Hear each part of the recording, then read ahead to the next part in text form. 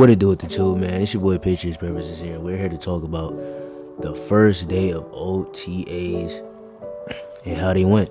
Some key guys who were absent: Matthew Judon, Trent Brown, Juju, Christian Barmore, Michael Wenu. But Michael Wenu, he just went through surgery, or he's about to go through surgery. I forgot which one it is, but either way, he's not going to be at none of the OTAs. So he's going to be a quote-unquote key absent that you hear me say every time we break down an OTA. But the biggest one to me was Christian Gonzalez. Very confusing on why we didn't see our first rounder not here for the first time.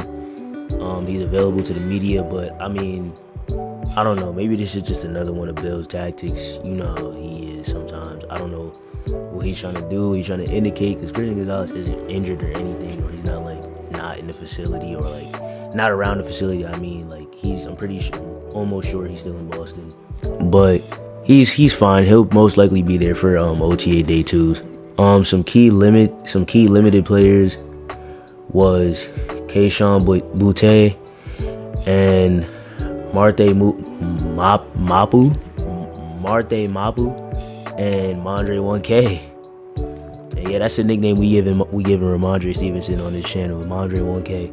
Because I think he's going to rack up another 1K yard. So I think he's just going to be Mr. Reliable when it comes to 1K. Nah, but I think Mondre, he was dealing with some towards the end of the season. So I think he's just trying to, just keep his body right for when actual practices with pads and hitting actually needs to be evaluated.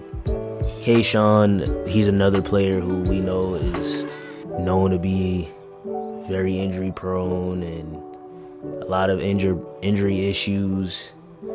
So I'm not surprised he was limited, but he still did really good today though, regarding him being limited in and out of drills and stuff. Bill O'Brien was very loved and heard today, as he was heard almost amongst every length of the field, and he got high praise from Mac Jones in his OTA interview.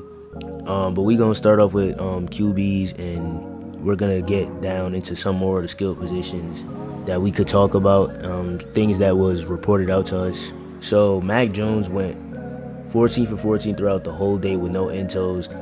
Everybody was saying he was really phenomenal. It's OTA, so I'm not too high on it, but I really do think Mac Jones will have a really great season coming up. So it's a good start. Bailey Zapp went 8 for 9 with an into.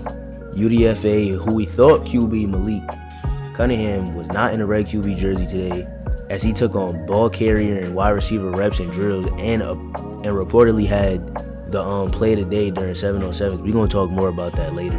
As we get into wide receivers, Tyquan Thornton, Tyreek Hill, Speedy TT, whatever you want to call him, had a big day with only 1 drop and 2 down the field catches, with one of them following up after burning Miles Bryant, which isn't surprising at all.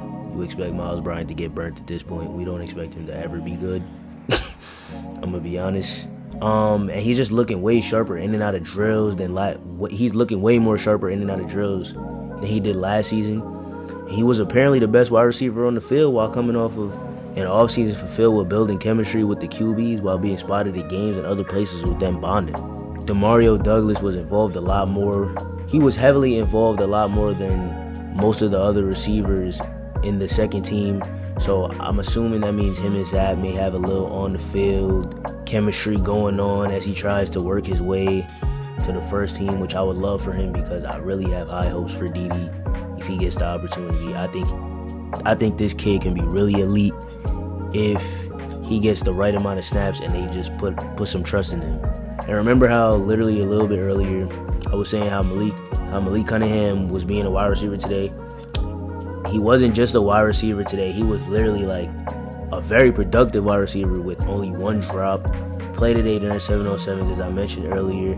I wish I figured out what he did, but that's all I had seen on social media. Maybe you guys know what the play today was. I didn't get to find that out.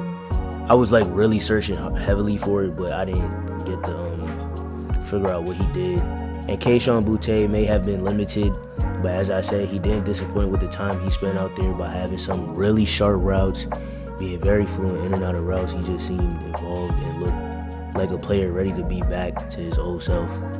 For tight ends, not too much, but just the simple fact that they all look good today during drills and consistent.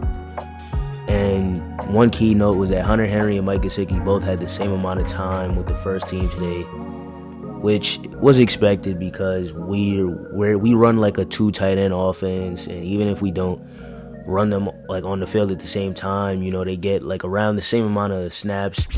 And with Mike Gesicki obviously being better than Jonnu Smith, we're definitely going to see that happen a lot more this year. Not too much on LBs, but just to mention that rookie Marte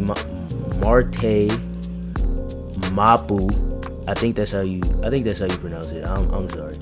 Was found in a lot of different defensive sets, which is something a lot of Pats fans, including me, knew would happen because he's a versatile hybrid of a player. So expect him to have some safety reps, let's just be honest.